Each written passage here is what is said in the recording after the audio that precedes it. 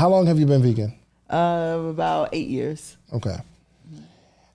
Does being vegan help you make more money? 1,000%. You see this water is green right here? I didn't expect that answer. You see this water is green right here? Yeah. Green like the money in my bank account. Okay, so we understand that if you want things to materialize spiritually, you want to manifest things, you need to make sure everything in your environment emulates that. So how can I eat things that are dead if I want to thrive and live a healthy life? Not only on the physical plane, but on the wealth plane, on the abundance plane, on the mental, spiritual, everything around me has to emulate abundance. Everything, nothing is going to be dead around me. So, there's somebody tell me that, but let's say, for instance, a carrot, it's alive, right? But if you take it from the root, it's still alive? Still alive? Well, it has live components. Okay. It's a live food, right? So, of course, if you take it from the root, from the ground, it is no longer going to be growing. However, there's live components. It's what we call live food, live nutrients versus when you cook it, right? So there's processes of this. Once you take it from the ground, that's one component, but it still has a live substance. When you cook it, some of the nutrients die from cooking, from heating it, right? So it's all about the stages and what your life plan is. But when we eat cattle, or when you eat food that was flesh, right, you're eating skin tissue. You're not eating live components, right? So muscle dies over time when it's lacking oxygen. So when you're eating pig or pork, no judging at all, but I want you to understand. I do judge people to eat pork. You judge them? I don't judge them because I was a Okay, I'm like this. I was a bacon, egg, sausage, cheese type of person. I've never had pork. So this whole process of first off, you said you post dramatic client testimonials. Video testimonials, people telling you they no longer have cancer, as I mentioned. I just posted a brand new testimonial literally yesterday. Guy's A1C went from an 18 to an 8. He was having diabetic coma. He was losing his hair. Now he has cornrows, no receding hairline. What? These is real testimonials. I leave the names in them. I tag them so you can verify they're real. So it ain't no iffy stuff. They ain't no iffy stuff. Hold on. So the hairline thing, that has to do with eating? It definitely does. A lot of these sugars, they're literally rotting out. They're rotting out your hair. The acidic food, the acid in your body is tearing up your skin. That's why you got psoriasis. That's why you got eczema. That's why you got a lot of rosacea. Not to mention the water in America is poisonous, so you need to get a carbon filter for your shower. Because a lot of people that got the eczema, the psoriasis, right? So one herb you can use is chickweed. You can use the herb chickweed. You can make it into a salve or a balm and rub it on there. That'll help. What? But if you do that and you still soaking in the poisonous water in the bathtub and in the shower, then you still gonna have a skin issue. So you get a carbon filter that helps filter the toxins in the water. So that's some free game for y'all right there. So hold on. So our water is poisonous? Yeah. Are you drinking tap water? No, nobody drinks tap water. Why don't they drink tap water? Well, when I make Kool-Aid, which is something you ain't gonna be feeling anyway. Come on, man. That is funny though. Yeah, I come from all nobody that, drinks tap water, but you will for sure drink that iced tea that you make. Exactly, right. So it's the same thing. You wouldn't drink the tap water. The same water is coming out of the shower. You don't drink the tap water because you need a filter. You don't filter the shower water or the bathtub that you soak in, and you wonder why you're itching from your eczema and your psoriasis. On top of that, you eating toxic foods that's damaging the cells in your body. Every issue, every disease, I don't worry about the name. There's 1,000 different names for autoimmune disease and different cancers. What's happening is you have damaged cells in a specific area of your body. The damaged cells are damaged because they're not getting enough oxygen. They're not hydrated. So therefore, if you don't have hydration, my phrase is hydration heals the nation, right? And we got to make sure we're hydrating ourselves with the correct water. So we can break down the different waters and things like that, but all right. So yeah, bro, I see what you got. This is not a like promotion, but I like it, right? I like Essentia. Yeah. And I was actually at church with my boy Josh. So Josh Powell used to play in the league. Okay. He was like, yo, you drink that? I'm like, what? Yeah. It's the holy water that I can like really drink a lot of because it's delicious. And he said, yo, I got mad ingredients. Mad ingredients. That's a big issue. Why does your water need ingredients? You need natural spring water with no added ingredients. It should have the natural trace minerals because when it's flowing through the spring and it's bouncing off the rocks, it's picking up the minerals from that. So when they're adding these ingredients, a lot of you get excited. Y'all pay $8 for the bottle of alkaline water, say it real big. pH 7.8 point, and you get excited thinking you're doing something healthy, not knowing that if you were to test that water originally, drink it, bro. Like I wanted to drink it, but you can't like sip that in the middle of this. Slow down. Listen, man. if you were to test it firsthand, it would come back acidic. So your water is acidic, which is making your body acidic. So they put alkaline on it real big because they add the chemicals. That's what they're for. If you were to test the pool right now, the chlorine comes back alkaline. You shouldn't drink a cup of chlorine though, right? So they add those ingredients. They add sodium bicarbonate, which is baking soda. They add the same ingredients. I'm going to censor myself. Sodium, I think I just saw that. I'm going to censor myself because this video got removed. Sodium bicarbonate. Yeah, I don't need the product in my hand. This is what I do, all right? This is what I do. Dang. Another ingredient they use, I'm not even going to say the name. It's the same ingredient that they use in the thing that they put into your body when you're on death row and they're ready to end your existence. No way. And they put trace amounts. Oh, it's not enough. Why would I need even a little bit of that? And then another ingredient they use is an ingredient they use to clean the oil off of the sidewalks. But it's just a little bit. Why do I need any of that? After the event, and I'm meaning to ask you, I don't think we got a chance to talk about it, but you just left for mad long. Like it was like I'm like off social media and left. I was like, "Where you at, 5?" He said, "I'm off the grid."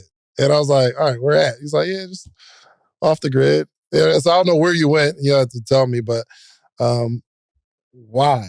Because it didn't seem like, I just want to relax, but it seemed like it was like a bigger thing you was going through.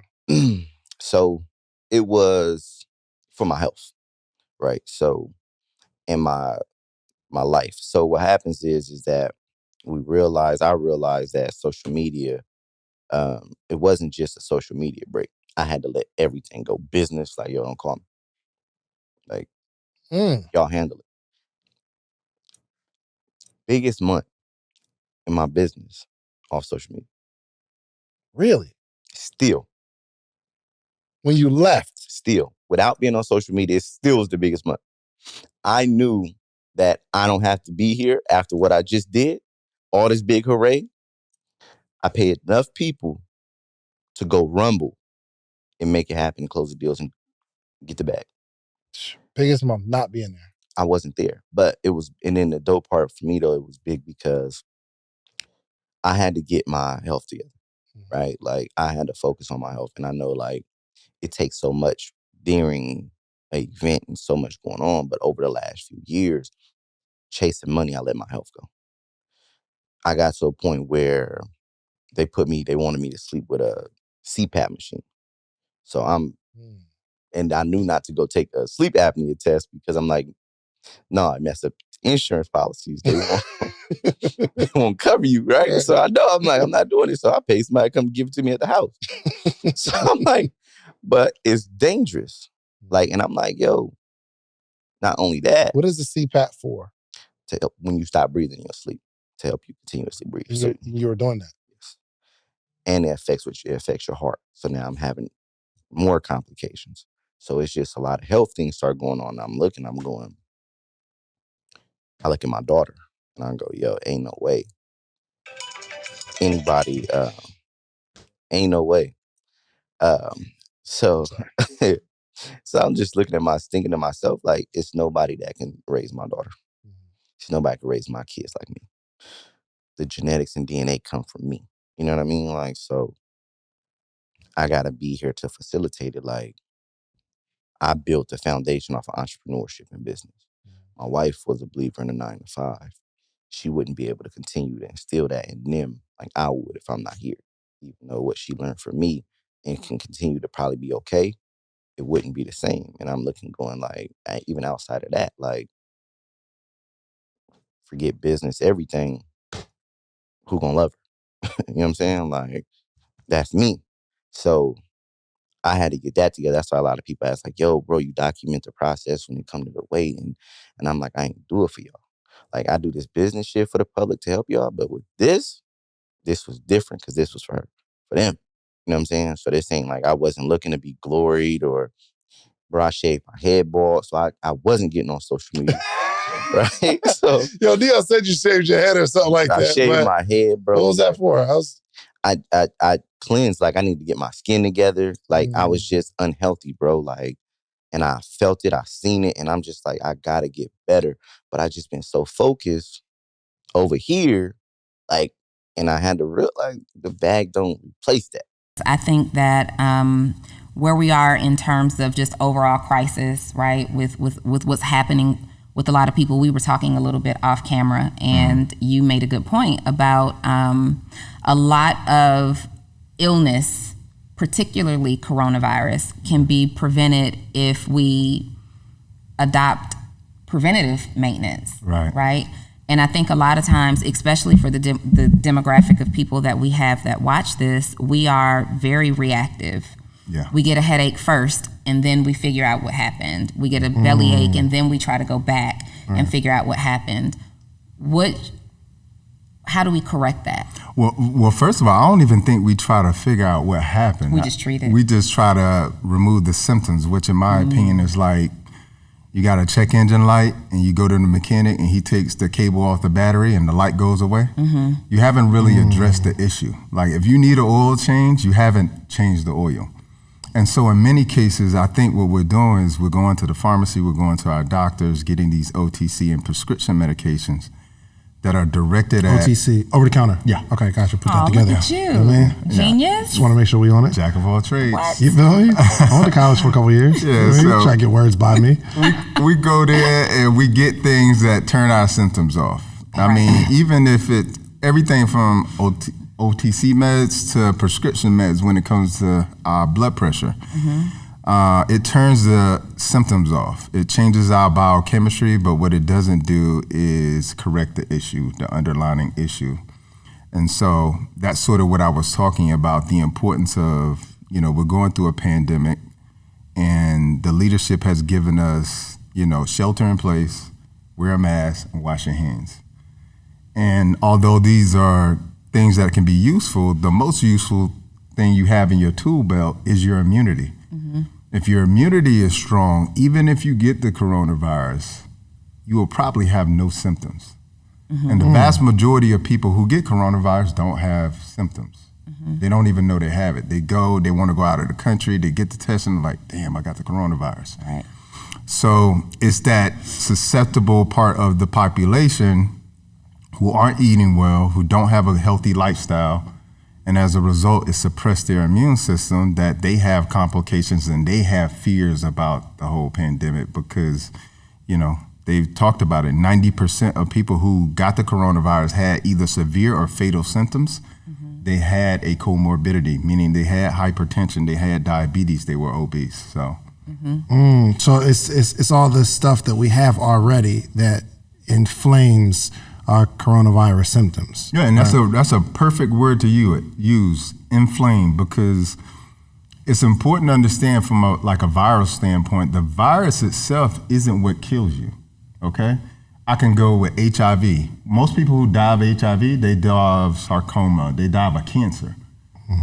Same thing with the flu. Most people who have really bad flu, the complications are coming from the pneumonia.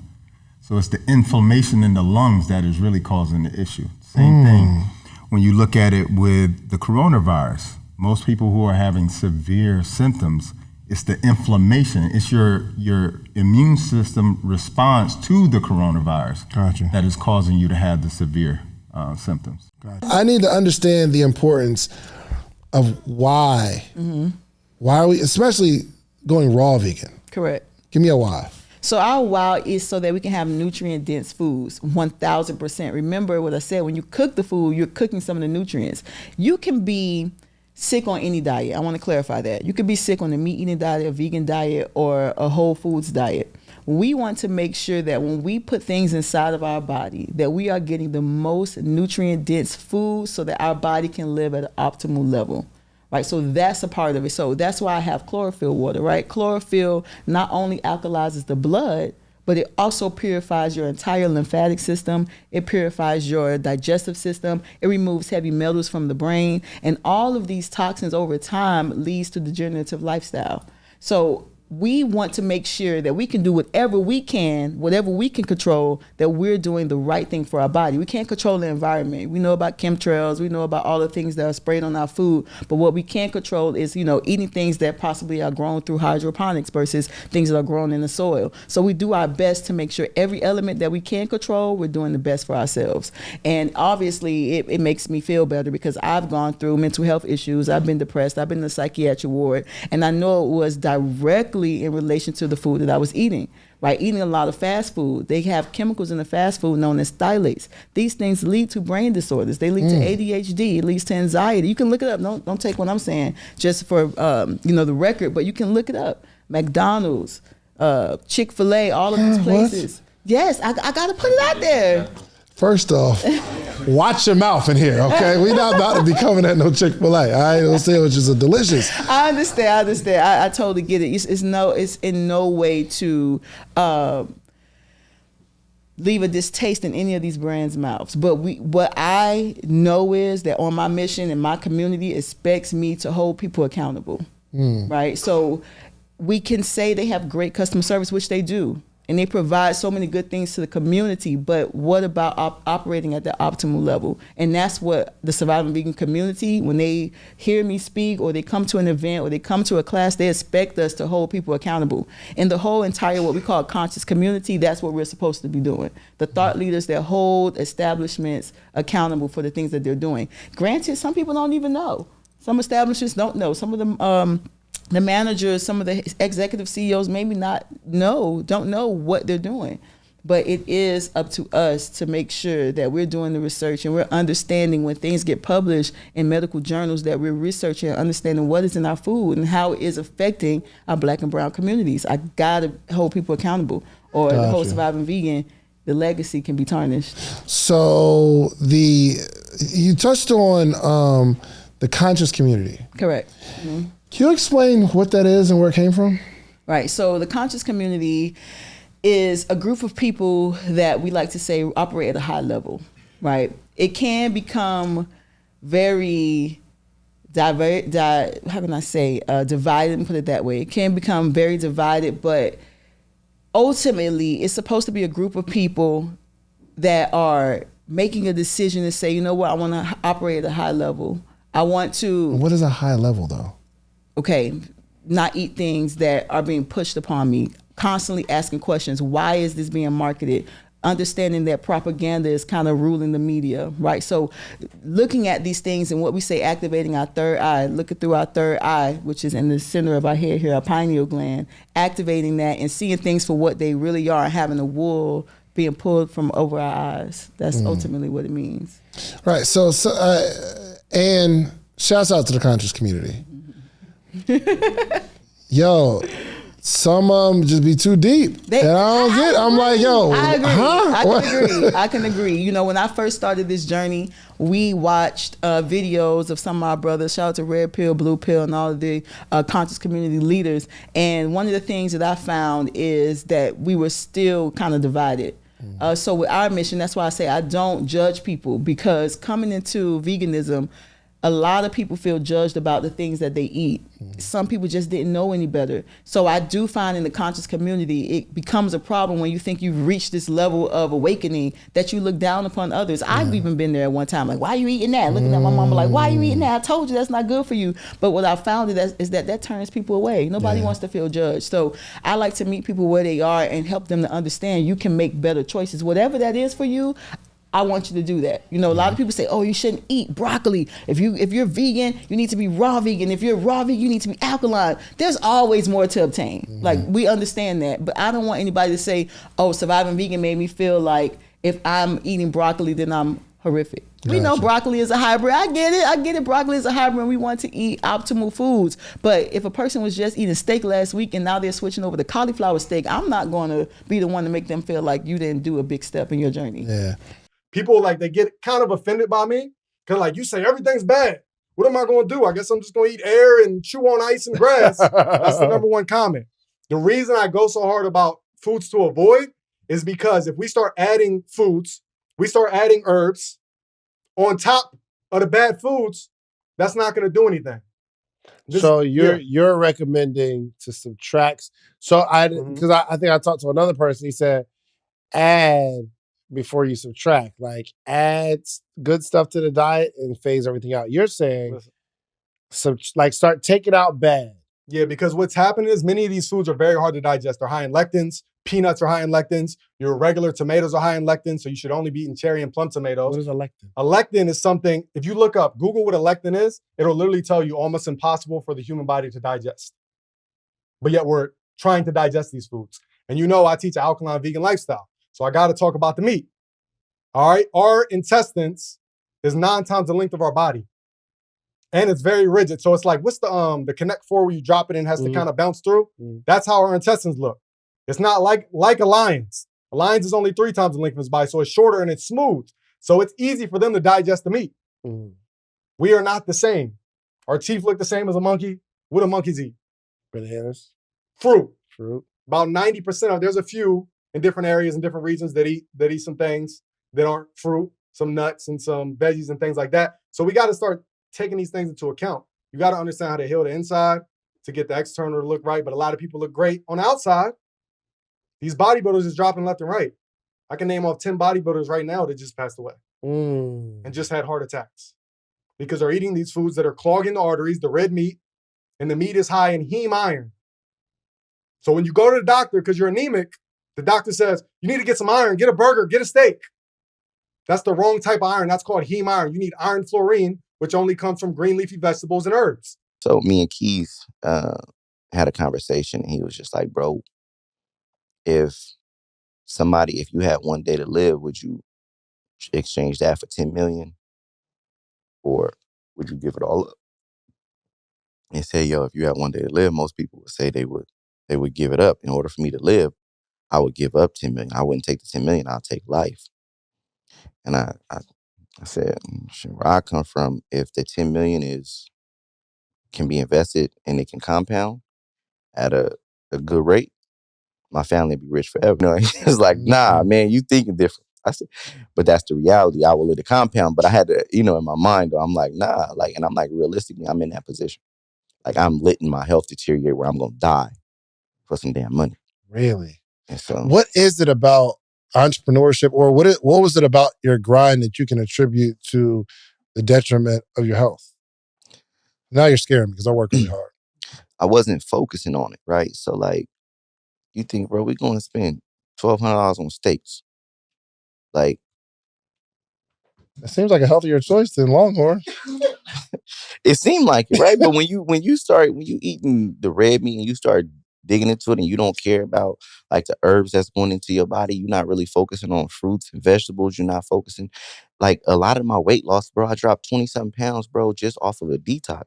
Like, detoxing, focusing, having a nutritionist come in and really get the herbs and stuff down, taking the blood work, seeing what was good for me and not. I lost weight just off of diet. And it was just because of what I was putting in my body. I walk in the room, they say, yo, you look younger. So you mean tell me, and if where we going now, I got to get outside. Yeah. We have to get on TV. We have to get on mainstream media. I got to look better. Yeah. But while I'm grinding, I'm like, yo, I just been running. We run 24/7. We don't focus on what we eating and spending time with the chef. Like, I had a chef come to the house. I didn't care what he was making. Bro, shrimp and grits. I want French toast sandwiches. Like, it's like, and I'm out. Fried foods every day. And it was just like, yo, this is things I could afford now. So I was just like enjoying it. And it was like, I didn't realize what it was doing to me until you start realizing, like, wait a minute, let me go get a checkup. And now I'm doing my physicals and I'm realizing the things I'm deficient in and heart. Like, it's like, nah, I can't go. Goodness gracious.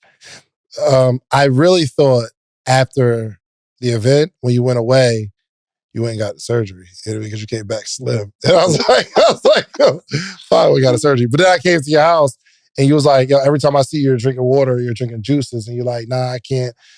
I think we was talking about going out to eat. He's like, it's too late. I don't really want to eat like that. So I was really impressed. Stop meeting y'all for food. Like, that's what we do. That's what we're like, do. yo, pull up, let's go get something to eat. And be like, where you want to go? Rock South.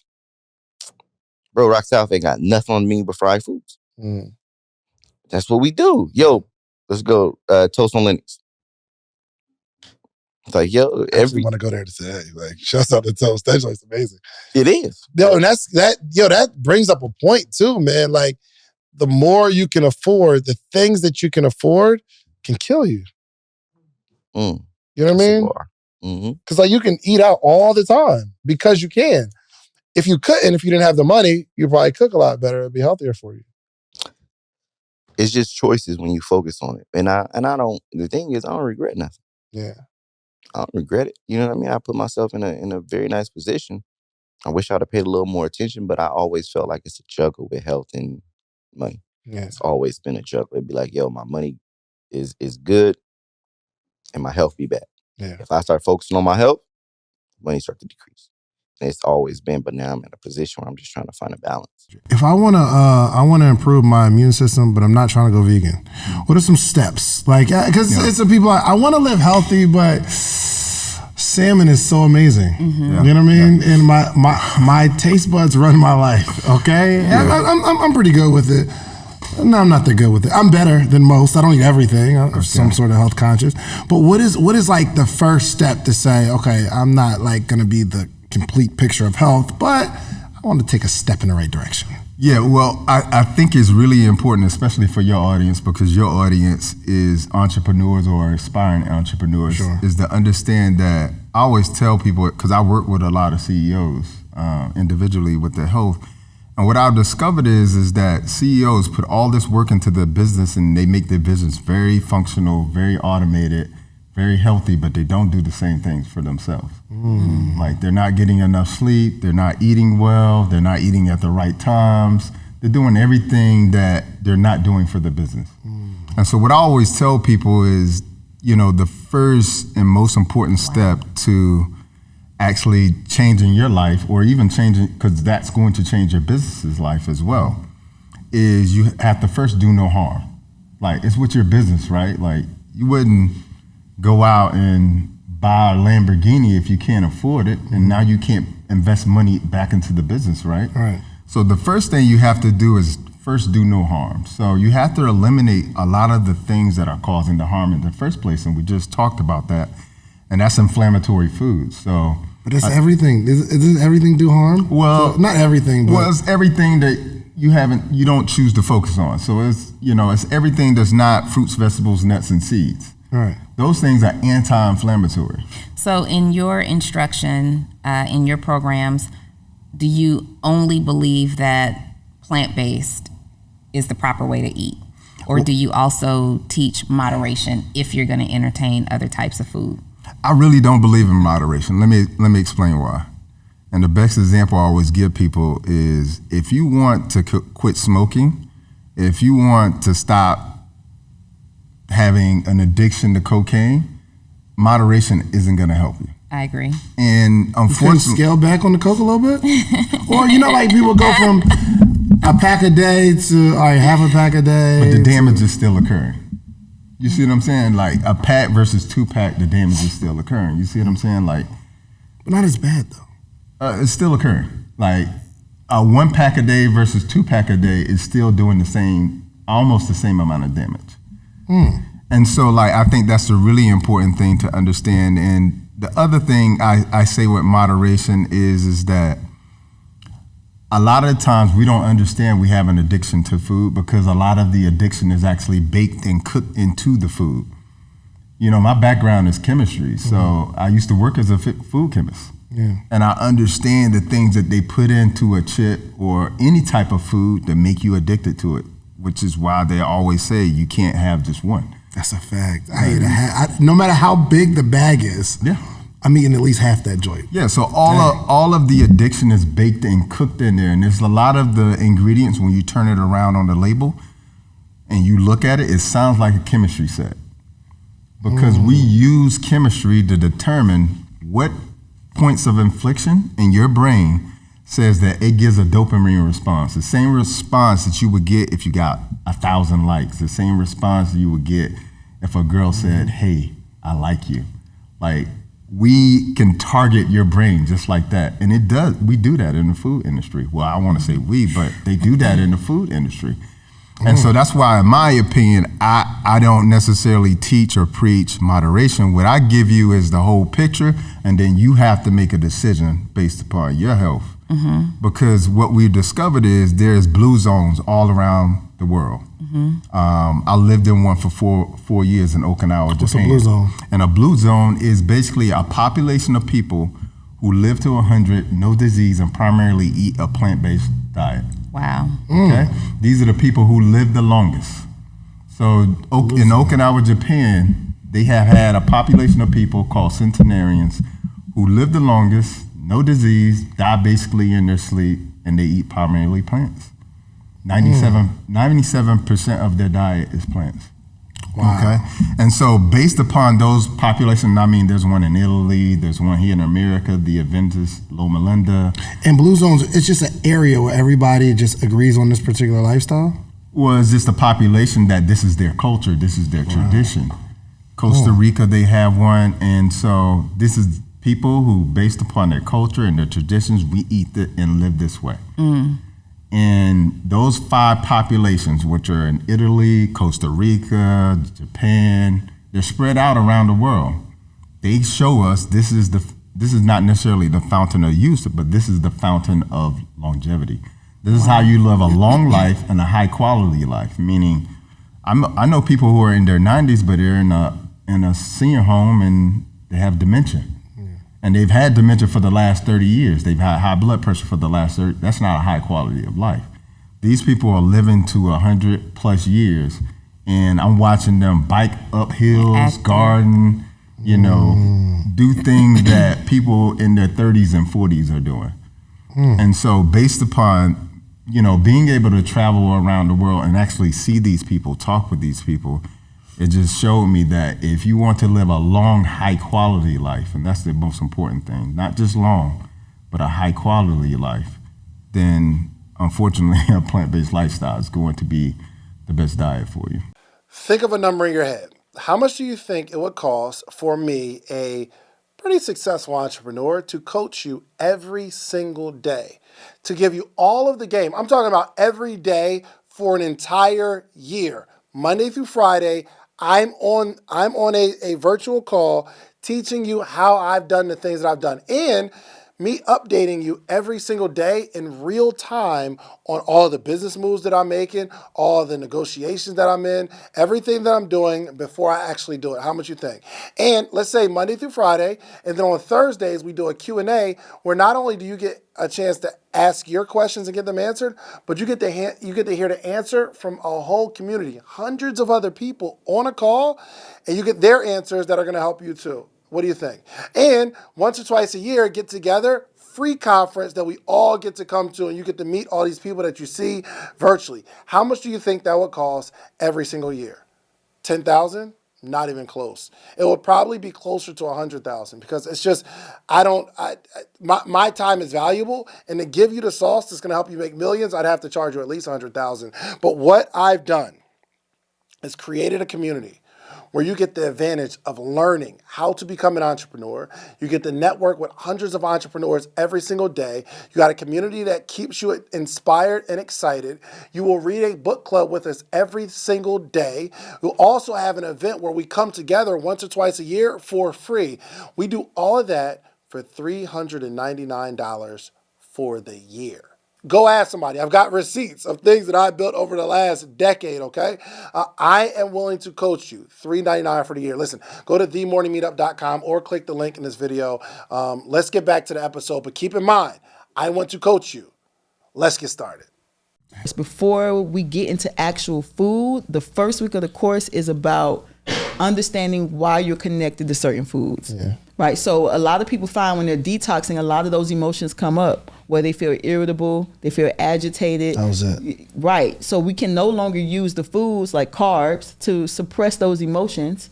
So now they're coming up. You're not just detoxing the body, you're detoxing the mind and the spirit as well. Carbs suppress emotion? Carbs have an effect on your emotions? Right. So we talk all about different types of food. So let's talk about cravings for a moment. You have sweet cravings. Yeah. What does that mean? My thing is the body is always talking to you. So if you're a person that's constantly craving sweets, that's tied to emotional trauma. Emotional trauma around depression, emotional trauma around abandonment wounds, attachment wounds, self-nurturing wounds. From sweet cravings? Correct. So what does that do when you eat sweets? It causes a dopamine response in the brain. So if you're feeling down, the first thing you do is eat sweets, right? You crave that, and it gives you that pick me up, right? So usually when a person is craving these things over time, they have learned to use these cravings to satisfy an emotional need. Wow. And we learn these things through childhood, through television. But once you taste it, it's a whole nother thing, because now you have that dopamine response and you're like, oh, I love it. So now when you have a rough day or a tough day, first thing you do is going to the vending machine and getting some XYZ, whatever it may be. Crunchy cravings, that's the sign of a person that has dealt with a lot of stress. So chewing on something crunchy releases tension in the muscles. So now you have a relief. Correct. So we help people to understand why they're eating it, not just saying, oh, you should not be eating this. I know people look at us on Instagram and it's like, this, and this is why you shouldn't eat this. But once you actually become a student, you're like, okay, I understand why I'm eating it. I said that I was in a psychiatric ward. Throughout my childhood, I experienced a lot of things. And throughout childhood, I used to eat bread every single day, ball it up and eat it. I used to get in trouble for doing that. Me too. That was a sign of depression. What? That was a sign of depression. And because I thought I just loved bread. Yeah, I would you ball it up and it just makes it like a dough. It's like pizza bread kind of. You're like, I'm eating pizza. But guess what? That feeling of crunching down on it, eating it, relieves the stress in the body. So it's a soothing mechanism. We have found unhealthy ways of soothing ourselves emotionally. And that's what's leading to this cycle of generational diseases, as we like to say. Got it. Why do I love pasta so much? Same thing. So if it's creamy pasta, it's issues around nurturing, right? So like Alfredo's, maybe you wasn't breastfed as a child, or maybe you dealt with some abandoned wounds from mom or dad, or somebody that was a caregiver in your life. You know what's crazy? What's crazy? Anything I eat gotta have sauce on it. I love sauce. Yo, what's up with all the laugh? I feel judged. Joe is judging me like crazy right now. So, and I do have, I don't know if it's emotional or abandonment It's not abandonment issues, but I am an emotional suppressor. I suppress my emotions to the point where I don't think I have them. As I get older, I'm thinking maybe they're there somewhere. I just don't acknowledge them as much. There's a lot of students that you're thinking we could tie that to. Of course, I can come to your house. I don't even have to talk to you. If I came to your house right now and I said, open your refrigerator, open your cabinets, and I look at the type of food that you have, I can analyze what you probably went through as a child. Wow. Correct. Right, and that's one way that. Like we say in the conscious community, emotional intelligence. And that's not just about being conscious. I think every parent should know that, because most of our children cannot articulate what they're feeling correctly. So back to the story of me eating bread every day, I was depressed because my mom and dad was going through a divorce that they didn't explain to me. I witnessed a lot of domestic violence, right, in my childhood. And I couldn't articulate that bothered me. And as I became an adult, I still dealt with those things. I suppressed those things, had more experiences and compounded on each other. And then I ended up in the psychiatric ward in 2013. So if my mom would have known that, hey, this craving could be tied to an emotional instability, we could have got help then. Or they could have talked to me, or maybe I would have got counseling. That's what I do with my children. When I notice they have a week where they're eating a lot of potato chips or asking for potato chips, I'm like, okay, what are you stressed out about? And I try my best to bring it down to their level, to get them to tell me what's going on, extract that information from them. My youngest daughter, well, not now I have another youngest daughter, but my second oldest, she had How old is she? She's 5. Okay. When she was 4, she had a period where she would just want waffles all day, every day. And I'm like, what is going on? So I started doing some therapeutic work with her, and I started talking to her, and to find out, she said, you know what? I am the youngest at the time daughter, and I feel like I'm not being heard. She always had to shout what she needed. She always felt like, hey, I got to fight for my spot in the family. And I found that out just by noticing she loved to eat pancakes and waffles for like a week straight. She would just eat that. And I started a conversation with her, and it came to find out that was what she was dealing with. Yeah, I'll be all over the place. So my mom got diagnosed with an autoimmune issue. I start panicking. The doctors told her she had 2 years to live. I start researching. I came across Dr. Sebi. right? Which most people. What year is this? This is, man, what are we in 2022? I had to be about 16 at the time, maybe. I'm 30 now, so. Oh, you've been on this. Yeah, I've been on this. But at the time, I wasn't transitioning, but this is when I first start learning, like, all right, Dr. Sabi, dang, they saying he healed such and such. He brought him to the courtroom and beat him without a lawyer in the hardest court system in New York in the world. Maybe I should see at least what he's talking about. So, I'm reaching out to his family, and I'm young at the time. I ain't got no money. They, consultations is costing. So I'm like, dang, what do I do? So I start researching as much as I can. I'm getting every book I can, going to the library, reading books on biochemistry, everything I can. By the way, my mom's still alive. So the doctors, hi, you're wrong again. All right. Wow, so now we're like 12 years later. So yeah, that's how I got into it. And then a little bit of my backstory. You can still hear it now sometimes. Like, I struggled with anxiety, crippling anxiety, to the point where I didn't go to homecoming. I didn't go to prom. Anytime I was in a room with more than 3-4 people in it, I'm passing out, waking up, being pumped full of volume in the hospital, because that's what they do to calm you down. I would lock up. My jaw would lock. I couldn't talk. I'd be shaking nonstop. My ex-wife would rush me to the hospital. And what was happening was, this is when my diet was horrible. I'm eating all these foods that are damaging my nervous system. So how can I go from that to what I'm doing now and teaching for a living? And I dropped out of high school. I failed English. I failed math. I was in 9th grade math to my senior year. How can I go from all that to now people come to me for knowledge and I can clearly talk for days, right? I used to be scared as hell when the teacher would call, Tevin, it's your turn. I'm like, damn, I don't know how to read this. But now when I read something, I can damn near recite it back because my brain's working at a high level. Why is that? Because these foods are damaging the hippocampus in your brain, which is responsible for memory.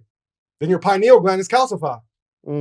So this is a financial podcast also. If you want to get more successful, if you're doing his podcast course or a stock or crypto course, and your hippocampus is damaged, which is responsible for memory, and you wonder why you're struggling, and then you go say, man, his course was whack.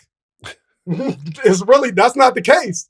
The problem is you couldn't retain information quick enough. Wow. Or you were struggling to do it, or you were in school, tapping your leg, biting your nails like I used to chew my nails off.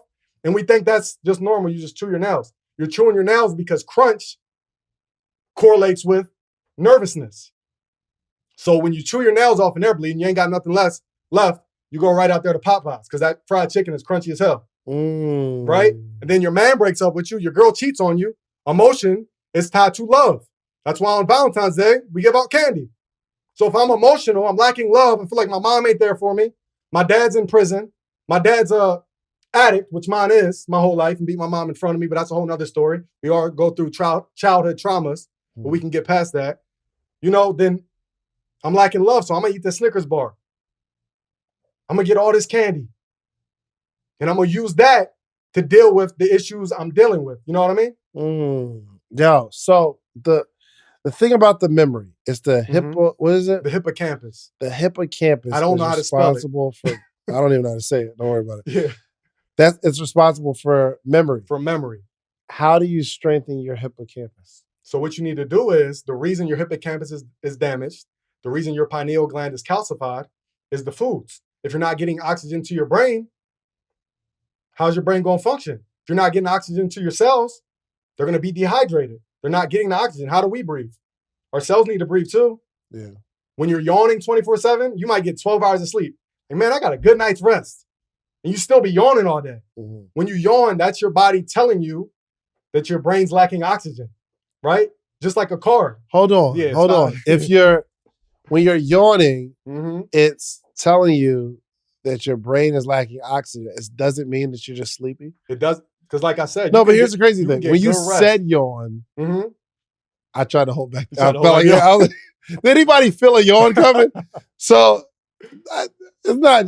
I just thought about the yawn, and now I started. I mean, it's a lot of variables, but I'm giving people the key things to change their life as much as possible. And the food is the biggest issue, especially in the Black and brown community. We have the highest rates of blood pressure, cancer, heart disease, everything. So when are we going to make a change? And I'm about to ask you a very, I guess, non-woke question, because I want to have better. I want to have better memory, but I don't want to cut out the food. But is there something I can do to outside of everything? You know what I mean? Like, is there something I could eat or do to? Yeah. So the best thing is going to be fruits. All right, fruits are the most hydrating electrical thing for your electrical body. Your body's made of protons, electrons, neutrons, ions. When ions rotate together, it creates a spark, gives you energy. So, and if our fruits body, get the ions rolling. Exactly. Fruits are going to get the hydration. It's going to hydrate the cells, which is going to increase blood flow and circulation. When you're eating the meats, all the unhealthy foods that are hard to digest, now your body has to use all its energy constantly to break down these foods that are setting in your colon. So I'll post testimonials of clients that lose 30 pounds in a month. And people will comment like, that's unhealthy. You're not supposed to lose weight that quick. But you don't understand that the colon can be backed up for 10 to 20 years. So as soon as they do my 30-day detox, which is in my bundle, they cleanse the colon. So that first 20 pounds is nothing. Oh, wow. We got to get the toxins out. That's why I said it's just like credit, right? If you want to fix your credit, you've been missing mad payments for 10 years. You finally get approved for a credit card. It got a $200 limit. You make the payment on time 2 months straight, the minimum, $30. You're like, yo, my experience, why is my credit not going up? Because you got to remove the negative first, right? Yeah, 100%. 100%. It's the same thing with your body. It's the same thing. All right, Same thing with a car. Same thing with a car. What happens when it's messing up? Check engine light. With your body, what happens? You get mucus in your throat. What are your thoughts on like multivitamins? Supplements. That's exactly what they are. They are a supplement to the foundation. And I think people take the vitamins as the foundation. Like they'll get, some BCAAs, they'll get some vitamin D, some B12, like they get all these list of vitamins that they take on a daily basis. But vitamins in that sense, one, are to be supplemented. They're just a supplement to the foundation of the healthy lifestyle you're supposed to be living. So they're only to add to. The other thing is we have a misunderstanding of vitamins, minerals, and trace elements in traditional medicine. And so we spread that ignorance to the lay people. And that ignorance is that we think that vitamins and minerals work like drugs. Where you got high blood pressure, you take this for the high blood pressure. You got diabetes, you take this for the diabetes. You got to have a separate one for this. But in nature, vitamins and minerals work cohesively together, meaning like you get your vitamin D from the sun. When it hits your skin, there's enzymes inside of your skin that are able to convert the sunlight into vitamin D. But if you're deficient in magnesium, which 70% of the population is, then you won't be able to make that conversion. It's so crazy. I'm listening to you talk about these vitamins, and we talked a little bit off camera, and I told you that I actually dealt with coronavirus earlier this year.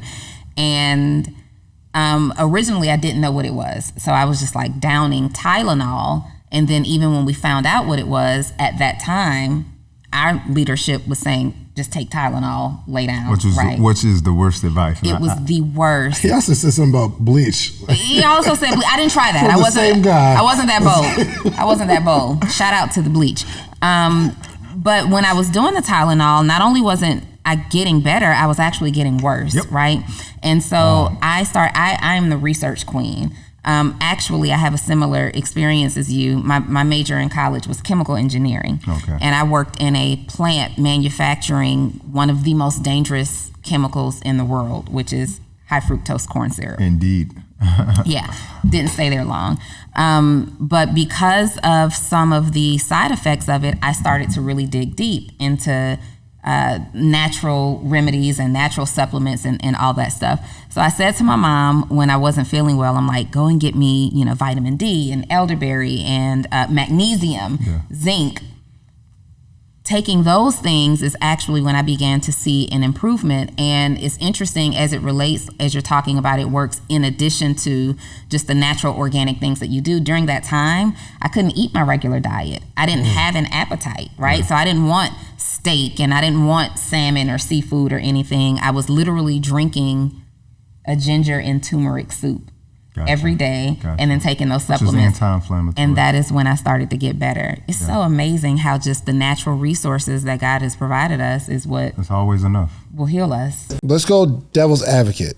On the other side, what are some harmful effects of maybe raising your children to be vegan? 1000% want you to know that you can be unhealthy on any diet.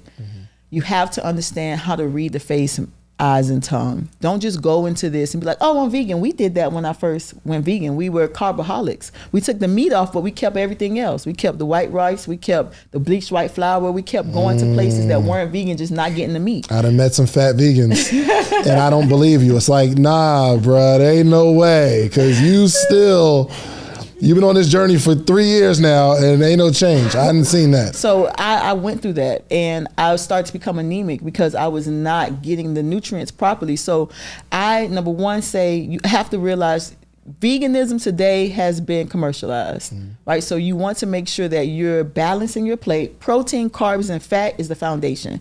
Nutrient dense protein, carbs, and fat. If you don't know anything else, you need to make sure every single day you have a source of protein, a source of carbohydrates, and a source of fat. What's an example of a fat that you eat? Avocado. That's the easiest one. Easiest to find. Avocado, chia seeds, flax seeds. That's fat? Yeah, those are fat. Correct. Interesting. So those are very, very common ones that you can find easily. But then once we get to that point, you may say, hey, like you said, I'm on this diet. I'm still not, I don't even like to say diet because it has dye in it, but I'm on this nutritional plan and I'm still not reaping the benefits. Next thing I want to do is read your face, eyes, and tongue, because through face mapping, we can tell what's going on inside the body, right? David Shands, when you were in your mother's womb, you were one undifferentiated cell. That's still your ancestry. So everything in your body is connected. As you grew in your mother's womb, you grew a head, you grew a leg, you grew arms. So everything is still connected. So when we look at the face, the top of the forehead here is connected to the colon. So if somebody's dealing with a lot of wrinkles or whiteheads or blackheads here, I could say, hey, there's some issues with the colon. You need to increase your insoluble fiber. Let me see, Joe. Well, that's from expression, right? I'm saying, like, if you had deep wrinkles just there, Okay. or a lot of people I see. I do know somebody who has real, like, they don't gotta be doing nothing, and they just got deep wrinkles, like it's just fatty. I just know, like, really. No, seriously, it's like, and I mean, everybody's different, right? That's correct. I just thought that's who they are. But you're saying it could be tied to some things, correct? Like what? So I would need to see it, but most of the time, wrinkles is caused by dehydration or overexposure to certain things. So that will be that may mean that their body is dehydrated and their colon is dehydrated. So, I haven't seen the person. I'm just giving off of what you're telling me. But what I am seeing, a lot of women are dealing with fibroids and cysts, and they're not realizing that those things are starting in childhood. So around the mouth is related to the sex organs. Right, so a lot of women that's growing mustaches or growing a beard because of hormonal imbalance, if you started noticing that in childhood, you can start doing a remedy plan, because later in life that could be a sign that you may deal with fibroids and you may deal with cysts. The cheeks are related to the lungs. So if you're dealing with any hyperpigmentation or any difference in skin texture, dryness, that can mean that there's issues with the lungs. My son, for example, before we were vegan, he always had dry spots around his cheeks. He ended up being on a nebulizer because issues with his lungs, bronchitis and things like that, which we have fully remedied thanks to a vegan lifestyle. But I didn't know that back then. And as I look back, I'm like, wow, the body is always talking to you, but we don't understand how to read it anymore. Yeah. A lot of us, I get tons of messages about the thyroid. A great herb for the thyroid is called bladderwrack. But also the thyroid's getting damaged because a lot of people, when they switch to a vegan diet, they go right to the soy. The soy is damaging the thyroid. The soy is throwing off your hormones for the men and the women. The soy is high in aluminum. On top of the fact they store it in aluminum tanks, so it's even more aluminum. It's high in lectins, which I talked about earlier, which are hard to digest. So if we switch from eating meat to strictly soy, and then people be like, I went vegan, I didn't see any improvements because you went to the wrong vegan options.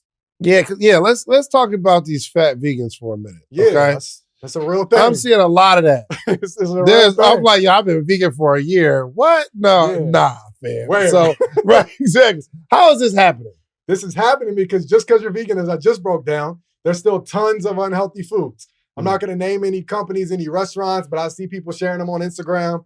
It's vegan. Yeah, look at the burger. And it's still high in calories, can be high in fats, and still cooked in unhealthy oils, too much salt, too much sugar. And they got hundreds of different names for sugar. So you may be consuming sugar. You can get like a pack of Skittles or chips. It's going to say maltodextrin, which is worse for you than white sugar. That's sugar. It's going to say caramel coloring. sugar. It's going to say sugar. It's going to say powdered sugar. And before you know it, a lot of your ingredient list, the box be this big and the ingredients on it be this big. Mm-hmm. You got 70 ingredients in this little box. Yeah. And 50 of them you don't know how to pronounce. And the 15 you know how to pronounce, you don't know what the hell they are. Right. And the other 5, you like, sugar.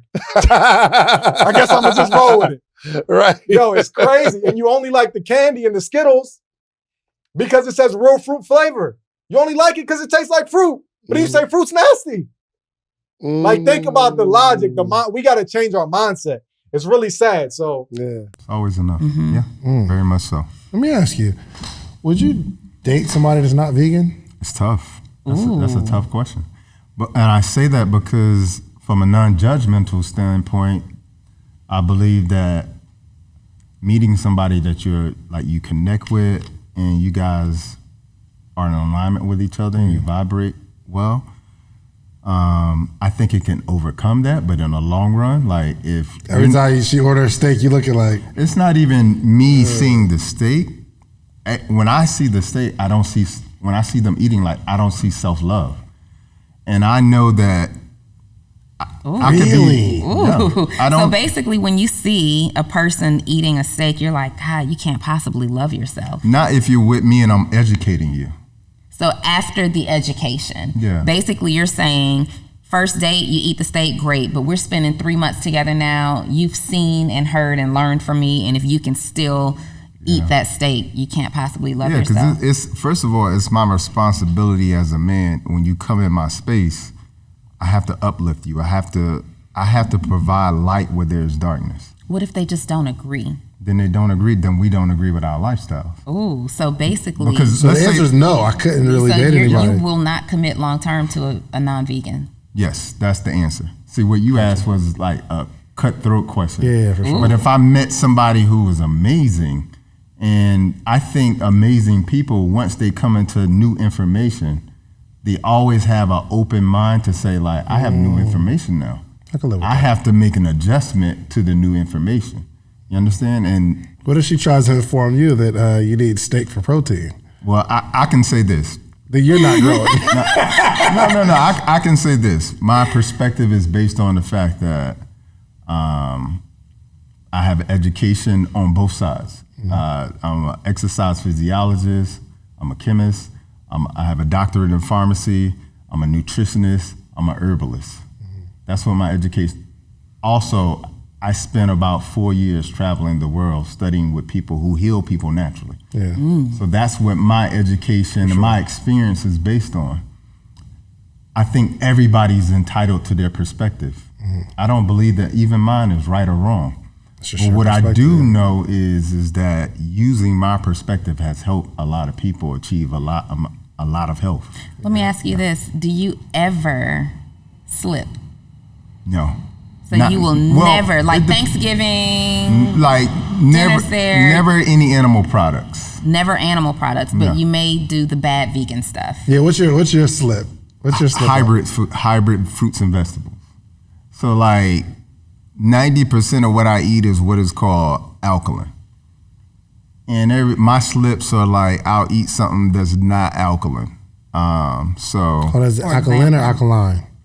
alkaline. Same thing? Tomato, Okay. tomato. I didn't know if it was like a portion. I'm going to be educated. You know what I'm saying? I'm going to start telling everybody, that ain't alkaline. Yeah. It's Okay, not go alkaline. ahead. You just put me on. You educated me. Good Little luck. alky. Yeah, so those are my slips. It's never like animal products. I stay away from like a lot of junk food. Give me an But example give of us a an slip. example. Yeah. A slip is like eggplant. Eggplant is not alkaline. Pineapple is not alkaline. Wait, pineapple isn't? No. I've been totally Dang, bamboozled. so you're cheating when you eat a pineapple. Like, let me I just go. put to pineapples in my Dang, smoothie that's deep. every day. Yeah, so like I mean, and this isn't to like discourage people. Like this is my choice because what happens is as you go down this rabbit hole of eating healthy, what you would start to see is that as you get healthier, you become less tolerant of things that aren't healthy.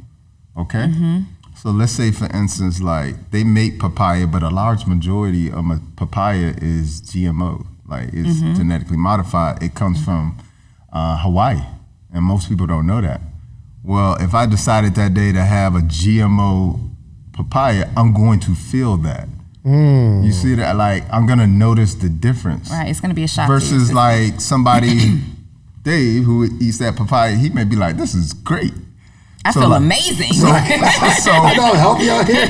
So- You put it on Instagram, healthy lifestyle. so because now, like, because what I believe is when you eat really healthy, it heightens your senses. Yeah. And when you don't eat healthy, it dulls your senses. That's why you have to have so much of it. Yeah. Because you're trying to overcompensate. Kind of the same effect for meat eaters, right? Like I can tell I don't eat pork.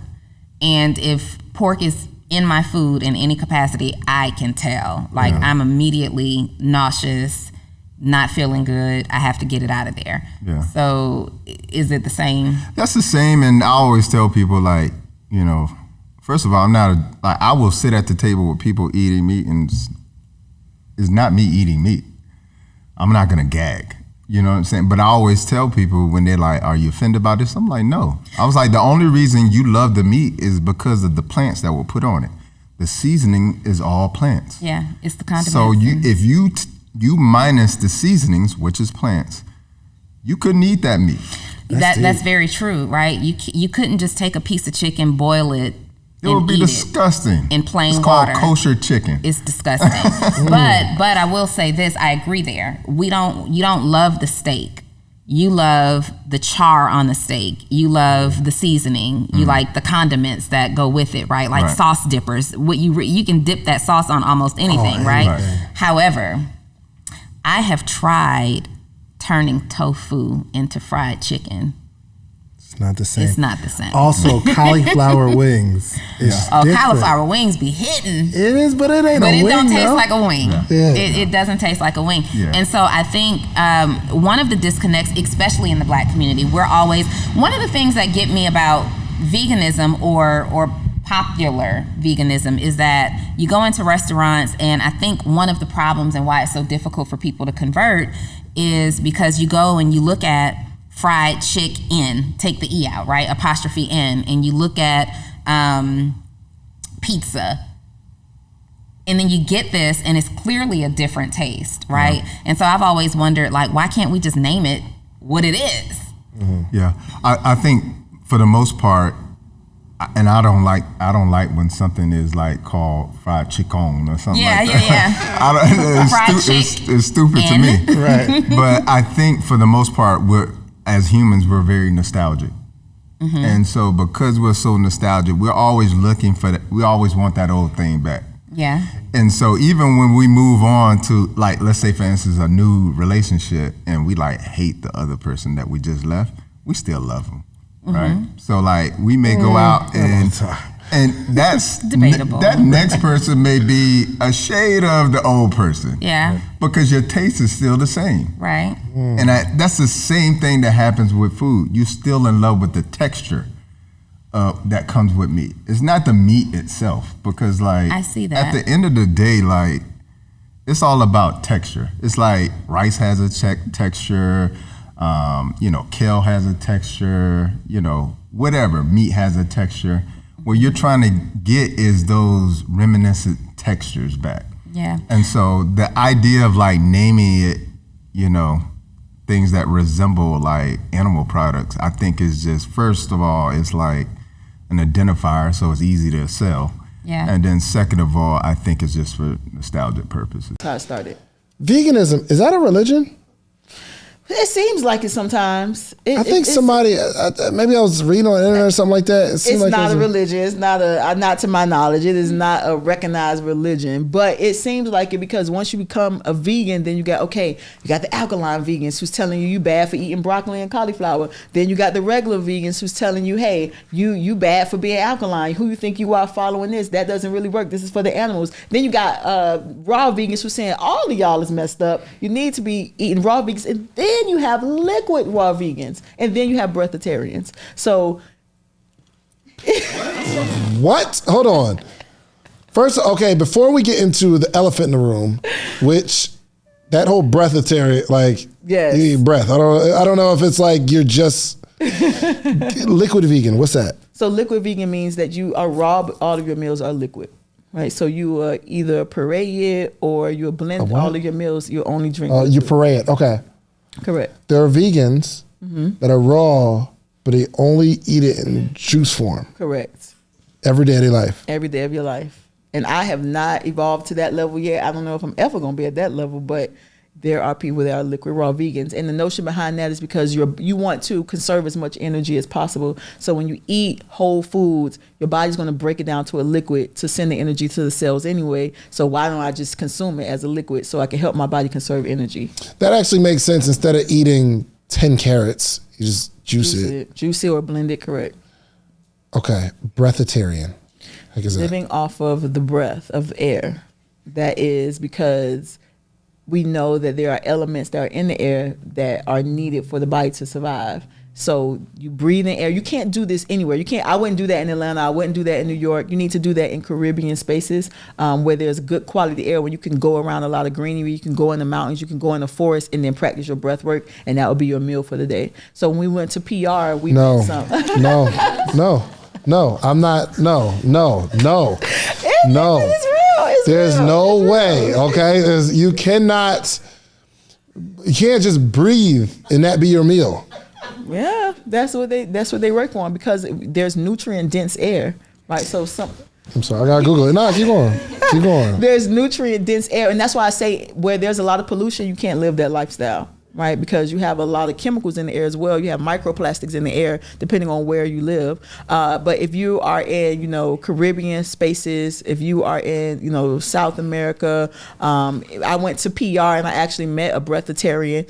I met a breatharian in Miami as well who lived in DR 6 months out of the year, and he practiced being a breatharian throughout those 6 months, and he lived purely on breath, and he didn't look malnutrition or anything. And I said, praises to you, brother. But I can't do that.